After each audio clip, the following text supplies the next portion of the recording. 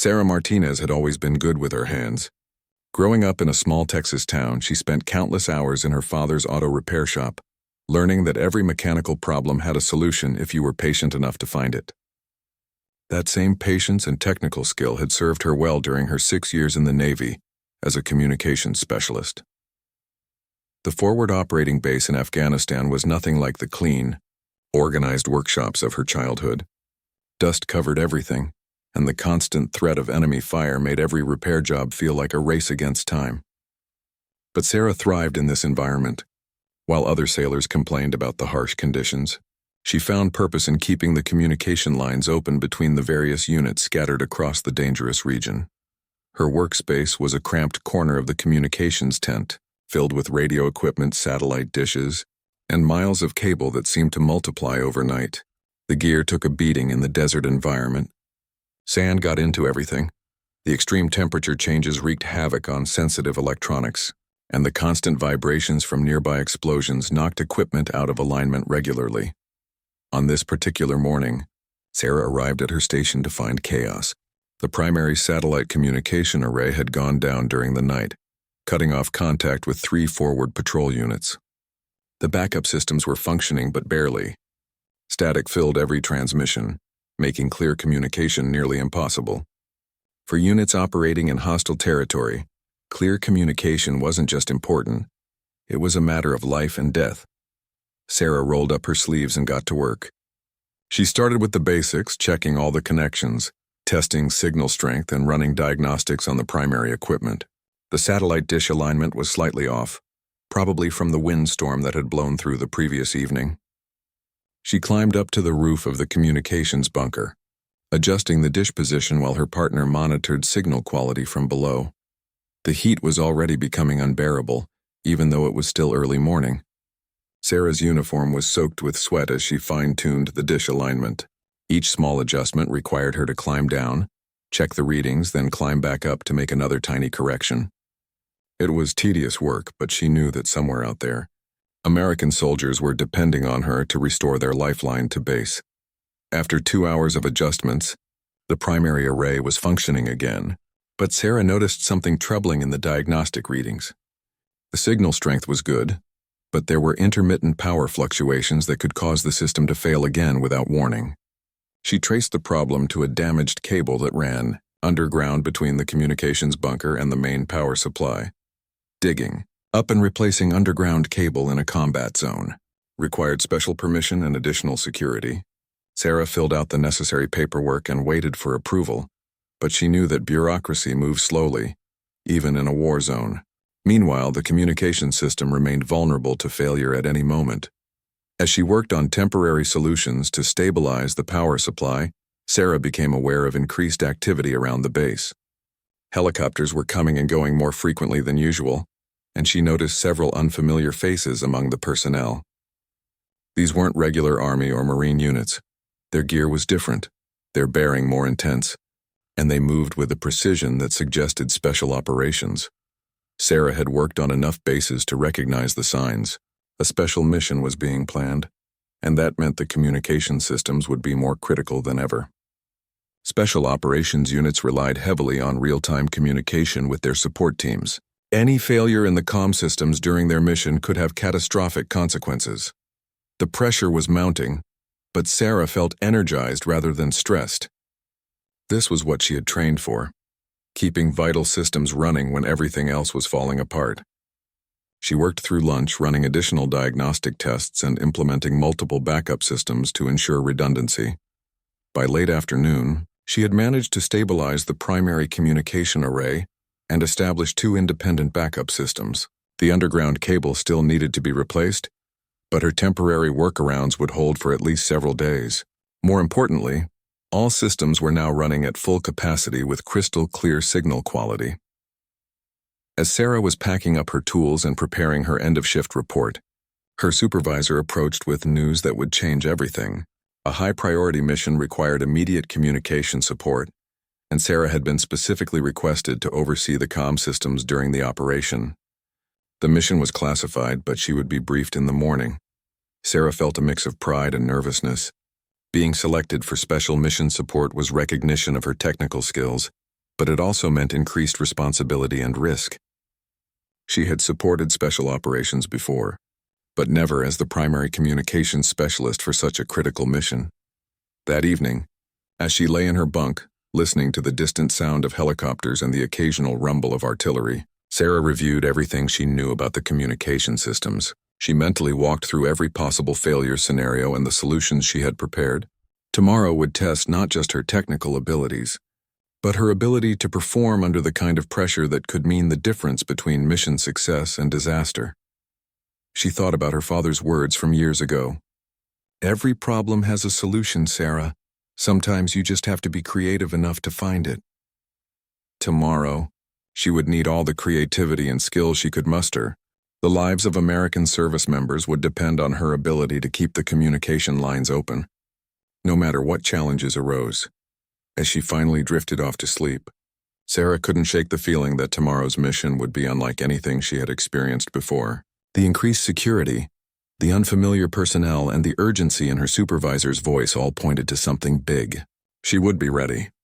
Sarah woke before dawn to the sound of helicopter rotors warming up in the distance. The mission briefing was scheduled for 0600 hours, giving her just enough time to grab coffee and do a final check on all communication systems. As she made her way through the pre-dawn darkness, she could see the silhouettes of heavily armed personnel moving with purpose across the base. The briefing room was unlike any Sarah had experienced before. Instead of the usual mix of Army and Marine personnel, the room was filled with operators she immediately recognized as Navy SEALs. Their equipment was cutting edge, their demeanor calm but intensely focused. At the front of the room stood a SEAL officer whose presence seemed to command respect from everyone present. Lieutenant Commander David. Chen had the kind of reputation that preceded him throughout the special operations community. 3 tours in Afghanistan, countless successful missions, and a Purple Heart earned during a particularly brutal firefight in Helmand Province. But what struck Sarah most was his attention to detail during the briefing. While other officers might gloss over technical aspects, Chen spent considerable time discussing communication protocols and backup procedures. The mission itself was classified at the highest levels, but Sarah learned enough to understand the critical importance of maintaining communication. The SEAL team would be inserting deep into enemy territory to capture a high-value target. The operation required real-time coordination with air support, intelligence assets, and extraction teams. Any communication failure could result in the team being stranded behind enemy lines or walking into an ambush.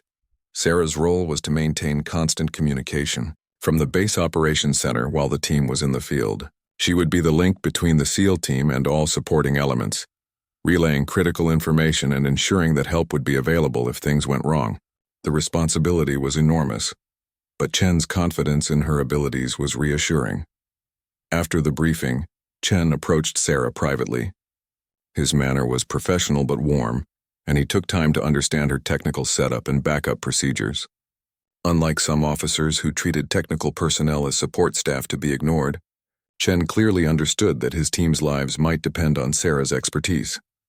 "Petty Officer Martinez," he said, "I've reviewed your service record and the work you've done on this base.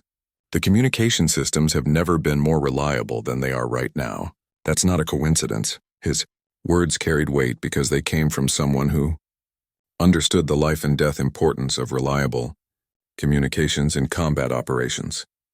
The mission was scheduled to launch at sunset, giving Sarah the entire day to triple-check every system and prepare for any contingency. She ran comprehensive diagnostics on all primary and backup communication arrays, tested satellite links, and verified that all encryption systems were functioning perfectly. The underground cable that had been causing power fluctuations was still scheduled for replacement, but her temporary fixes were holding steady. As the day progressed, the base transformed into a hub of controlled activity. Intelligence personnel were analyzing last-minute reconnaissance data. Air support crews were preparing helicopters and fixed-wing aircraft, and medical teams were standing by in case the mission required emergency casualty evacuation. Sarah found herself at the center of this activity, coordinating communication tests with all the various supporting elements. The SEAL team conducted their final equipment checks in the early afternoon. Sarah watched from a distance as they methodically inspected every piece of gear, tested their own communication equipment, and rehearsed their insertion procedures. Their professionalism was impressive, but what struck her most was the quiet confidence they displayed. These were operators who had done this countless times before and trusted their training, their equipment, and their teammates completely. At 1700 hours, Sarah took her position in the base operations center. The room was filled with monitors displaying satellite imagery, weather data, and real-time intelligence feeds. Communication consoles lined one wall, each one manned by specialists responsible for different aspects of the mission support. Sarah's station was at the center of it all, the hub through which all communication would flow once the mission began. The final, pre-mission communication check began at 1730. Sarah methodically tested communication, links with the SEAL team, the helicopter crews, the fixed-wing aircraft providing air support, the intelligence analysts monitoring enemy activity, and the quick reaction forces standing by to provide assistance if needed. Every system was functioning perfectly, with crystal-clear audio and strong signal strength across all frequencies. Lieutenant Commander Chen's voice came through her headset with perfect clarity. "Base, this is Trident 6, communications check, over." Sarah responded immediately, confirming strong signal strength and perfect audio quality. The confidence in Chen's voice was reassuring. This was a man who had led countless successful missions and knew exactly what he was doing.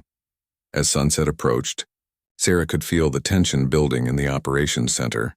Everyone understood that once the mission began, there would be no room for error. The SEAL team would be completely dependent on the communication links Sarah was responsible for maintaining. Any failure could mean the difference between mission success and catastrophic failure. The helicopters lifted off just as the sun disappeared behind the mountains, their running lights quickly fading into the darkness. Sarah tracked their progress on radar while maintaining constant communication with the flight crews. The insertion point was nearly 2 hours away by helicopter, giving her time to monitor all systems and ensure everything remained stable. During the flight, Sarah maintained communication with Chen and his team, relaying weather updates and intelligence information as it became available. The SEAL leader's calm professionalism over the radio helped keep everyone focused on their responsibilities. Even as they flew deeper into enemy territory, his voice remained steady and confident. As the helicopters approached the insertion point, Sarah's role became even more critical. She would be the team's lifeline back to base, their connection to air support, medical evacuation, and reinforcements if the mission went wrong. The next few hours would test not only her technical skills, but her ability to remain calm and focused under the most intense pressure she had ever experienced. Everything was ready, and Sarah was determined not to let the team down. The helicopters reached the insertion point at exactly 2100 hours. Sarah monitored their approach through multiple communication channels, coordinating between the flight crews, the SEAL team, and the intelligence analysts tracking enemy movement in the area. The landing zone was a small clearing in mountainous terrain, chosen specifically because it was far enough from enemy positions to avoid immediate detection. "Base, this is Trident 6. Chen's voice came through Sarah's headset as clear as if he were standing in the same room. "Insertion complete. Beginning movement to target." Switching to tactical frequencies, Sarah acknowledged and immediately shifted her monitoring to the encrypted, tactical channels that would carry the team's communications. During their movement through enemy territory, the SEAL team moved with the kind of precision that came from years of training and combat experience. Sarah tracked their progress through periodic position reports and status updates. Her job was to maintain constant monitoring without interfering with their operations. Every few minutes, she received brief updates. "Base, Trident 6, Checkpoint Alpha, all green." The messages were short and professional, designed to provide necessary information without compromising operational security. As the team moved deeper into hostile territory, Sarah coordinated with intelligence analysts who were monitoring enemy communications and tracking potential threats. Overhead, unmanned surveillance aircraft provided real-time video feeds of the area around the SEAL team's route. Sarah served as the central hub for all this information, ready to relay critical intelligence to Chen if enemy forces were detected nearby. 2 hours into the movement, the first complication arose. The intelligence analyst detected increased enemy radio chatter in the target area. Someone had noticed unusual activity and was reporting it to higher command. Sarah immediately relayed this information to Chen, who acknowledged and adjusted his team's route to avoid known enemy positions. The ability to provide real-time intelligence updates was exactly why reliable communication was so critical to special operations. Without Sarah's link back to base, the SEAL team would be operating blind, unaware of enemy movements that could threaten their mission or their lives. The communication systems she had worked so hard to maintain were proving their worth with every update she transmitted. As the team approached the target compound, Sarah's workload intensified dramatically. She was simultaneously monitoring the SEAL team's tactical communications, coordinating with air support aircraft circling high overhead, relaying intelligence updates from multiple sources, and maintaining communication with the quick reaction forces standing by to provide assistance if needed. The target compound was exactly where intelligence had indicated it would be. Through her headset, Sarah could hear Chen's whispered reports as his team conducted their final reconnaissance of the objective. The compound was heavily defended, with sentries posted at multiple locations and armed patrols moving around the perimeter. This would not be an easy operation. Base Trident 6. Chen's voice was barely above a whisper now. Beginning final approach to objective. Request confirmation on air support availability. Sarah immediately contacted the aircraft commander orbiting overhead and confirmed that close air support was standing by if needed. She relayed this information back to Chen, along with the current status of all other supporting elements. The next phase of the operation would be the most dangerous. The SEAL team would have to penetrate the compound's defenses, locate and capture their target, and extract him without alerting the large number of enemy fighters in the surrounding area. If they were discovered before completing their mission, they could find themselves outnumbered and outgunned, completely dependent on the air support and reinforcements that Sarah was coordinating. Sarah's concentration was absolute now. Every sound in her headset, every status update on her monitors, every piece of intelligence from the analysts around her had to be processed and acted upon immediately. There was no room for error and no time for hesitation. The lives of some of America's most elite warriors depended on her ability to maintain flawless communication under pressure. Base, Trident 6. We have eyes on target. Beginning breach in 30 seconds. Sarah's heart rate increased, but her voice remained calm and professional as she acknowledged Chen's report and alerted all supporting elements to stand by. The most critical phase of the mission was about to begin. The compound breach went exactly as planned. The SEAL team moved through the target building with devastating efficiency, overwhelming the defenders before they could mount any organized resistance. Within minutes, Chen was reporting mission success. They had captured their target and were beginning their extraction movement. But as Sarah had learned from months of supporting special operations, the most dangerous part of any mission was often getting out. The enemy now knew exactly where the SEAL team was located and would be mobilizing every available fighter to prevent their escape. The next few hours would test every backup plan and contingency procedure that had been put in place. Base Trident 6, package secure, beginning movement to extraction point. Request immediate air support over compound to discourage pursuit. Sarah coordinated the airstrike request, ensuring that the supporting aircraft could provide cover for the team's withdrawal without endangering the SEALs themselves. As the team began their movement toward the extraction point, Sarah could hear the sound of explosions in the background of Chen's radio transmissions. The air support was doing its job, but enemy forces were already responding to the raid. Radio intercepts indicated that large numbers of enemy fighters were moving toward the extraction point, trying to cut off the SEAL team's escape route. Sarah worked frantically to coordinate multiple supporting elements simultaneously. She was directing the air support aircraft to strike enemy positions, updating the extraction helicopters on the team's location and status, and relaying intelligence about enemy movements to help Chen plan his route. Every decision had to be made quickly and accurately, with no opportunity for second chances. The communication systems that had seemed so reliable during testing were now being pushed to their absolute limits, and Sarah was grateful for every backup system and redundant connection she had put in place. The mission's success and the lives of the SEAL team now depended entirely on her ability to keep all these communication links functioning perfectly. The enemy response was swift and overwhelming. Within minutes of the compound breach, Sarah could hear through intercepted radio communications that every available enemy fighter in the region was being directed toward the SEAL team's location. The element of surprise that had made the initial operation successful was now working against them as they tried to escape. Base, Trident 6. Taking heavy fire from multiple directions. Need immediate close air support on grid 41S MB 112345678. Chen's voice remained calm despite the gunfire Sarah could hear in the background. She immediately relayed the coordinates to the air support aircraft and confirmed that missiles were inbound to the target location within 30 seconds. Sarah's station in the operations center had become the focal point of a complex military operation spanning hundreds of square miles. On her screens, she could track the SEAL team's movement, the positions of enemy forces, the locations of friendly aircraft, and the approach routes of the extraction helicopters. Every piece of information had to be processed instantly and shared with the appropriate personnel. The underground cable that had been causing power fluctuations chose this moment to fail completely. Sarah watched in horror as her primary communication array began shutting down, the screens flickering and going dark one by one. The backup systems automatically engaged. But there was a brief interruption in communication that seemed to last forever in the high-stress environment. Base, Trident 6. Say again your last transmission. We lost your signal. Chen's voice carried a note of concern that sent adrenaline rushing through Sarah's system.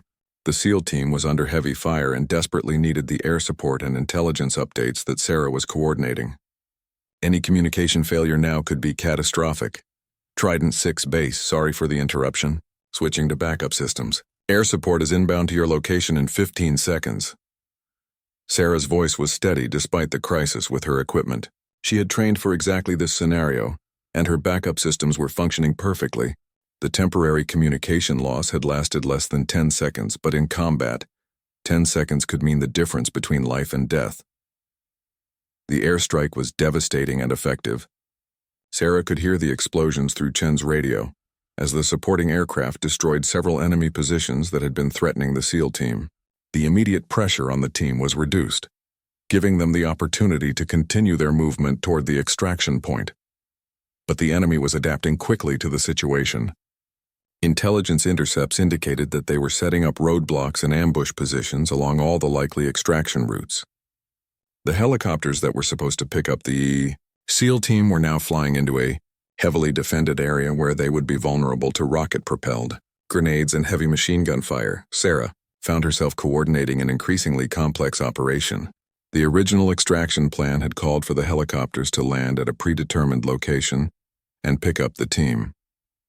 But with enemy forces converging on that location, new plans had to be developed in real time. The extraction helicopters were being directed to multiple alternate landing zones, while air support aircraft worked to clear enemy forces from each potential site. Base, Trident 6. We're taking casualties. Need immediate medical evacuation for 2 wounded. Chen's report sent a chill through the operations center. Sarah immediately contacted the medical evacuation helicopters and directed them toward the SEAL team's location. At the same time, she coordinated with the extraction aircraft to ensure they could provide additional medical support when the team was recovered. The wounded SEALs were slowing the team's movement significantly. What should have been a quick movement to the extraction point was becoming a running battle through hostile territory. Sarah could hear the strain in Chen's voice as he coordinated his team's movement while caring for his wounded teammates and calling in air support to keep enemy forces at bay. The communication systems were performing flawlessly now, but Sarah realized that her earlier equipment problems had revealed a critical vulnerability. If the primary systems failed again during the extraction phase, the consequences could be disastrous.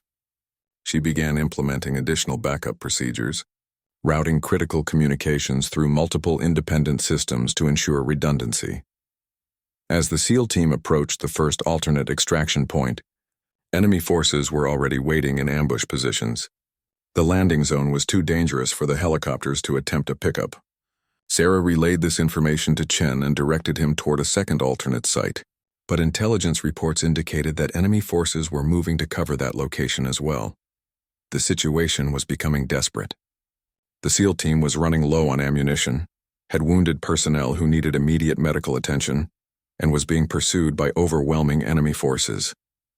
The extraction helicopters were circling at a safe distance, unable to land because every potential landing zone was under enemy fire or heavily defended. Sarah made a decision that went beyond her normal responsibilities as a communications specialist.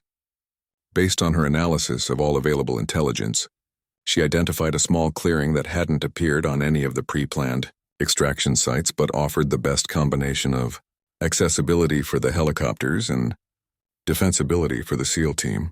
Trident 6. Base, I have a possible extraction site that might work. Grid 41 SMB 24681357. It's not on your list, but the overhead imagery looks good and there's no enemy activity in the immediate area. Sarah held her breath as she waited for Chen's response. She had just taken responsibility for recommending a landing zone that could save the team or lead them into another ambush. Chen's response was immediate and decisive. Base Trident 6. Good copy on the new extraction site. We're moving there now. Estimate arrival in 10 minutes. Sarah felt a mixture of relief and terror. If her analysis was wrong, she could be sending the SEAL team to their deaths. Sarah immediately began coordinating air support to clear the route to the new extraction site and ensure that the area remained secure when the helicopters arrived. She directed surveillance aircraft to provide overwatch of the landing zone and positioned attack aircraft to provide immediate close air support if enemy forces were detected approaching the area. The next 10 minutes would determine whether her split-second decision would save the SEAL team or doom them. Everything depended on the communication systems she had worked so hard to maintain and her ability to coordinate the complex military operation that was now racing against time to bring America's elite warriors home safely. The 10-minute movement to the new extraction site felt like hours to Sarah as she coordinated multiple aircraft and monitored enemy communications. Through intercepted radio chatter, she could tell that the enemy was confused by the SEAL team's unexpected change in direction. They had positioned forces to cover the original extraction points, but were now scrambling to respond to the team's movement toward an entirely different location. Base Trident 6, 2 minutes from extraction site, taking sporadic fire but still moving. Chen's voice was strained but determined. Sarah could hear the distinctive sound of helicopter rotors in the background, indicating that the extraction aircraft were already approaching the landing zone. The timing would have to be perfect. The helicopters needed to be on the ground for the minimum possible time to reduce their vulnerability to enemy fire. Sarah's decision to recommend the alternate extraction site was proving successful so far. Surveillance aircraft reported no enemy forces in the immediate vicinity of the landing zone, and the terrain analysis indicated that it would be defensible if enemy forces did appear. But she knew that everything could change in seconds. Combat situations were unpredictable, and even the best plans could be overwhelmed by unexpected enemy actions. The extraction helicopters were 2 modified Blackhawks equipped with additional armor and defensive systems, specifically designed for operations in hostile territory. Their crews were among the most experienced in the military, veterans of countless special operations missions. Sarah had been coordinating with the lead pilot throughout the night, and his calm professionalism had helped keep everyone focused on their responsibilities. Base, Angel Flight. Landing zone in sight. Looks clear, but we're getting some ground fire from the east. The helicopter pilot's report was concerning, but not unexpected. Enemy forces were still in the area, and any helicopter attempting to land would naturally draw their attention. Sarah immediately coordinated with air support to suppress the enemy fire while the extraction was completed. Trident 6, Base. Air support is engaging enemy positions to your east. Extraction helicopters are 30 seconds out. Sarah's coordination was becoming automatic now, her training and experience allowing her to process multiple streams of information simultaneously and make the necessary decisions without hesitation. The most dangerous moment of any extraction was when the helicopters were on the ground. The aircraft were vulnerable to enemy fire, and the soldiers being extracted were exposed as they moved from cover to the landing zone. Sarah monitored the operation through multiple communication channels, ready to coordinate immediate air support if enemy forces threatened the extraction site. Angel Flight. Trident 6, we're moving to your location now. 2 urgent casualties requiring immediate medical attention. Chen's report confirmed what Sarah had been dreading. The wounded SEALs were in serious condition and needed to reach medical facilities as quickly as possible. The extraction helicopters were equipped with basic medical equipment But major trauma cases required the full capabilities of a field hospital. Sarah immediately contacted the base medical facility and alerted them to prepare for incoming casualties. She provided the medical team with all available information about the nature of the injuries and the estimated arrival time of the extraction helicopters. Every minute counted when dealing with serious combat injuries, and advanced preparation could mean the difference between life and death. The extraction itself went more smoothly than anyone had dared hope. The SEAL team reached the landing zone just as the helicopters touched down, and the loading process took less than 2 minutes. Sarah monitored the operation through the aircraft's onboard cameras, watching as the wounded SEALs were carried aboard, and the rest of the team provided security around the landing zone. But as the helicopters lifted off, Sarah realized that the mission was far from over. The flight back to base would take nearly 2 hours, and the wounded SEALs needed medical attention that couldn't wait that long. The extraction helicopters would have to land at a forward medical facility that was much closer but also more vulnerable to enemy attack. Angel Flight. Base. Recommend divert to forward operating base Collins for immediate medical treatment. Medical facility is standing by and the landing zone is secure. Sarah's recommendation would add complexity to the extraction, but the medical needs of the wounded SEALs had to take priority over all other considerations. The helicopter pilot's response was immediate. Base Angel Flight. Concur with divert to FOB Collins. Estimate arrival in 20 minutes. Please confirm medical team is prepared for urgent trauma cases. Sarah coordinated with the medical facility at FOB Collins, ensuring that surgical teams were standing by and that all necessary equipment was prepared and ready. As the helicopters flew toward the forward medical facility, Sarah continued to monitor enemy communications and coordinate air cover for the extraction aircraft. The enemy was still actively searching for the SEAL team, and there was always the possibility that they might attempt to shoot down the helicopters during their flight to safety. The successful completion of the extraction phase should have been a moment of relief, but Sarah's responsibilities weren't finished yet. The high-value target captured during the raid needed to be transported to a secure interrogation facility, and the intelligence gathered during the mission had to be processed and disseminated immediately. Sarah found herself coordinating these follow-up operations while still monitoring the medical treatment of the wounded SEALs. Lieutenant Commander. Chen's voice came through her headset one final time as the helicopters approached FOB Collins. Base Trident 6, mission complete. Package delivered and team extracted successfully. Outstanding work on communication support throughout the operation. His words were professional, but Sarah could hear the genuine gratitude and respect in his voice. The landing at FOB Collins went smoothly, and the wounded SEALs were immediately transferred to the medical facility, where surgical teams were waiting. Sarah monitored their condition through reports from the medical staff, relieved to learn that both would survive their injuries and eventually make full recoveries. As the immediate crisis ended, Sarah began to realize the magnitude of what had just occurred. A special operations mission that could have ended in catastrophe had been completed successfully, partly because of her technical expertise and decision-making under pressure.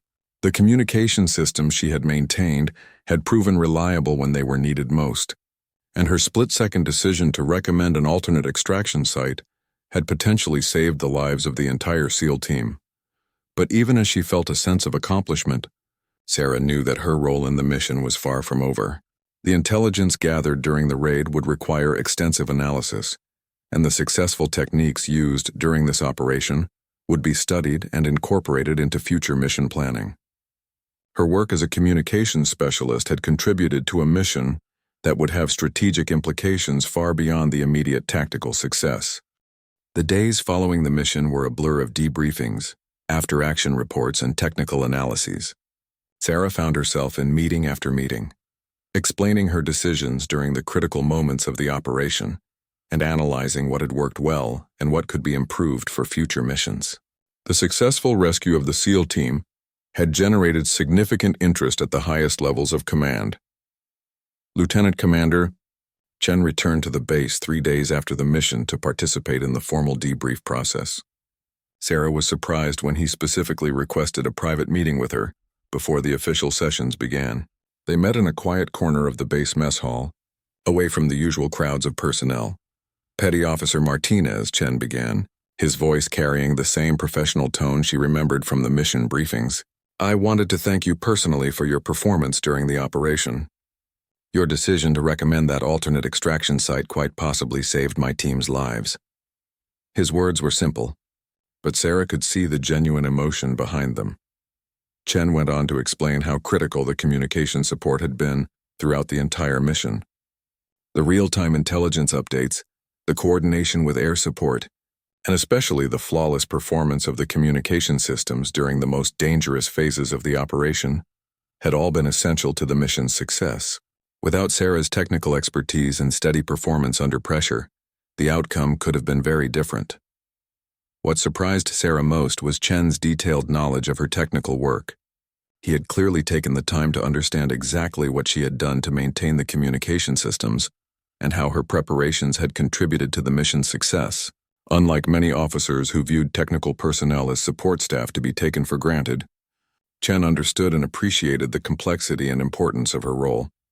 The formal debriefing sessions were extensive and detailed. Sarah found herself explaining her decision-making process to intelligence officers, operations planners, and technical specialists who wanted to understand how the communication support had been so effective. Her recommendation of the alternate extraction site was analyzed from every possible angle, and the techniques she had used to maintain system reliability were documented for use in future operations. During one of the technical sessions, Sarah learned that her communication setup had performed better than any previous special operations mission supported from that base. The redundant system she had implemented, the backup procedures she had developed, and her real-time troubleshooting during the power system failure had all contributed to maintaining perfect communication throughout the operation.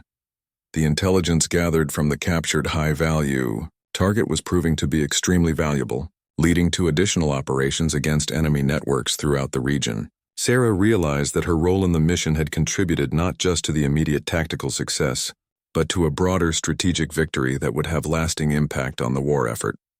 1 week after the mission, Sarah was called to her commanding officer's office. She expected another debriefing session or perhaps a new assignment, but instead found Lieutenant Commander Chen waiting with her CO. Both men were standing at attention, and Sarah immediately sensed that this was not a routine meeting. Petty Officer Martinez, her commanding officer, began formally. Your exceptional performance during recent special operations has brought recognition at the highest levels of command. Your technical expertise, decision-making under pressure, and dedication to mission success exemplify the highest standards of naval service. Chen stepped forward with an official document. It is my honor to present you with the Navy and Marine Corps Commendation Medal for your outstanding performance as communications specialist during special operations in support of Operation Enduring Freedom. The medal citation specifically mentioned her innovative technical solutions, her critical decision regarding the alternate extraction site, and her unwavering performance under extreme pressure. Sarah was stunned. In 6 years of naval service, she had received various commendations for technical proficiency, but never anything of this magnitude. The Navy and Marine Corps Commendation Medal was typically reserved for acts of heroism or exceptional service that had significant impact on military operations. She had always thought of herself as just doing her job, albeit under difficult circumstances. As Chen pinned the medal on her uniform, he spoke quietly so only she could hear. You saved my men, Sarah, never forget that. Your quick thinking and technical expertise under pressure made the difference between a successful mission and a potential disaster. This medal represents the gratitude of every SEAL who made it home that night. The ceremony was brief but meaningful. Word of Sarah's recognition had spread throughout the base, and many of her fellow communications specialists had gathered to witness the presentation. For most of them, it was the first time they had seen one of their peers receive such significant recognition. Sarah realized that her achievement reflected well on the entire communications community and demonstrated the critical importance of their work. Following the ceremony, Sarah found herself reflecting on how much her perspective had changed since that night. She had always taken pride in her technical work, but the mission had shown her how directly her expertise could impact the lives of combat soldiers. Every system she maintained, every backup procedure she implemented, and every decision she made under pressure could mean the difference between life and death for someone in the field. The recognition also brought new responsibilities. Sarah was selected to participate in a special project developing improved communication procedures for special operations. Her first-hand experience during the SEAL mission provided valuable insights that would be incorporated into training programs and operational doctrine. She would be helping to prepare future communications specialists for the kind of high-pressure situations she had successfully navigated. Chen visited Sarah one more time before his team departed for their next assignment. He brought with him a group photo taken after their return from the mission, showing the entire SEAL team together. Two of the SEALs visible in the photo were the men who had been wounded during the operation and subsequently saved by Sarah's decision to recommend the alternate extraction site. "I wanted you to have this," Chen said, handing her the photo. "These are the faces of the men you helped bring home. When you look at this picture, remember that your technical expertise and quick decision-making under pressure made it possible for all of us to be here today." The photo would become one of Sarah's most treasured possessions, a reminder of how her skills had directly contributed to saving lives. As Sarah looked at the photograph, she thought about the path that had brought her to that moment. From her father's auto repair shop in Texas to a forward operating base in Afghanistan, she had followed her passion for solving technical problems and helping others. The mission had tested every skill she had developed over the years and pushed her beyond anything she had previously experienced. The experience had also given Sarah new confidence in her abilities and her judgment. She had made critical decisions under extreme pressure and had been proven right. Her technical expertise had been essential to the mission's success, but equally important had been her ability to think quickly, adapt to changing circumstances, and take responsibility for decisions that affected other people's lives. Sarah realized that the mission had changed her in ways that went far beyond the medal on her uniform. She had discovered capabilities within herself that she hadn't known existed, and had proven that technical specialists could play just as heroic a role as the combat soldiers they supported. The recognition from Chen in the Navy was gratifying, but more important was her own knowledge that she had performed exceptionally when it mattered most. 2 months after the mission, Sarah had settled into her new role as a technical instructor for Special Operations Communications. She was training other communications specialists in the advanced procedures and backup systems that had proven so effective during the SEAL extraction. The work was rewarding, knowing that the skills she was passing on could save lives in future operations. Her reputation had spread throughout the Special Operations community. Other SEAL teams, Army Special Forces units, and Marine Force reconnaissance groups were specifically requesting communication support from personnel trained in Sarah's methods. She had become something of a legend among technical specialists, proving that their work was just as critical as any combat role. The base had received a visit from high-ranking Navy officials who wanted to observe the new communications training programs. Sarah was selected to demonstrate the advanced procedures she had developed, using the same equipment setup that had supported the successful SEAL mission. The demonstration went perfectly, with flawless communication links and seamless coordination between multiple supporting elements. After the demonstration, Sarah was surprised to see Lieutenant Commander Chen approaching across the communications yard. His team had returned from another successful mission, and he was visiting the base before heading back to the United States for some well-deserved leave. Sarah hadn't expected to see him again, as SEAL teams rarely returned to the same forward operating bases. Chen was accompanied by his entire team, including the 2 SEALs who had been wounded during the mission Sarah had supported. Both men had made full recoveries and were back to full duty status. They had specifically asked to meet the communications specialist whose quick thinking had contributed to saving their lives. The meeting took place in the base communications center, the same room where Sarah had coordinated the life and death rescue operation months earlier. The entire communications staff had gathered to meet the legendary SEAL team, and the room was filled with personnel who had heard the story of the mission but never met the operators involved. Chen began by addressing the entire group of communications specialists. "Ladies and gentlemen, I want you to understand something very important. The technical work you do here is not support work. It is combat work. The lives of combat soldiers depend on your expertise, your dedication, and your ability to perform under pressure. Petty Officer Martinez proved this during our recent operation. He then turned specifically to Sarah. Your decision to recommend that alternate extraction site, your flawless maintenance of communication systems under extreme pressure, and your coordination of multiple supporting elements during a complex combat operation exemplify the highest standards of military service. You didn't just support our mission, you were an integral part of our team's success.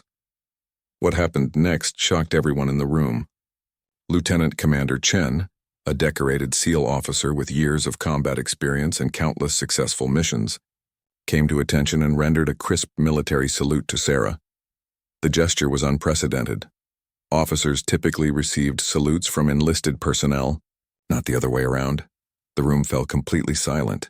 Every person present understood the significance of what they were witnessing. Chen's salute was more than a gesture of respect. It was recognition that Sarah's contributions during the mission had been on par with those of any combat soldier. He was acknowledging her as an equal, a warrior who had proven herself under fire. Sarah returned the salute, her own bearing reflecting the pride and professionalism that had carried her through the most challenging night of her military career. The exchange lasted only seconds, but its impact would be remembered by everyone present for the rest of their careers. Chen explained his gesture to the stunned audience. In special operations, we judge people not by their rank or their job description, but by their performance when everything is on the line. Petty Officer Martinez performed like a seasoned combat veteran during our operation. She made critical decisions under pressure, maintained flawless technical performance when lives depended on it, and contributed directly to bringing my team home safely. She earned this salute. The other SEALs stepped forward, each offering their own salutes to Sarah. These were men who had survived countless combat operations, warriors whose respect had to be earned through demonstrated competence and courage. Their salutes represented recognition, from the most elite soldiers in the American military, that Sarah belonged among their ranks. The impact on the other communications specialists in the room was immediate and profound. They had always known their work was important, but seeing a SEAL officer salute one of their peers drove home the reality that they were not just support personnel. They were an integral part of the combat team. Sarah's recognition validated the contributions of every technical specialist who had ever worked under dangerous conditions to keep communication systems operational. Word of Chen's salute spread throughout the base within hours. By the end of the day, personnel from every unit were talking about the SEAL officer who had saluted the Navy communications specialist. The story became legendary, repeated in mess halls and briefing rooms as an example of how technical expertise and dedication to duty could earn recognition from the most elite combat units. For Sarah, the salute represented validation of everything she had worked toward throughout her military career. She had always believed that technical work was just as important as any other military job. But Chen's gesture proved that others recognized this truth as well. The salute acknowledged that her contributions during the mission had been those of a warrior, not merely a technician. Years later, after Sarah had completed her naval service and returned to civilian life, she would still remember that moment as the defining event of her military career. The salute from Lieutenant Commander Chen had represented more than personal recognition. It had established a new standard for how technical specialists were viewed.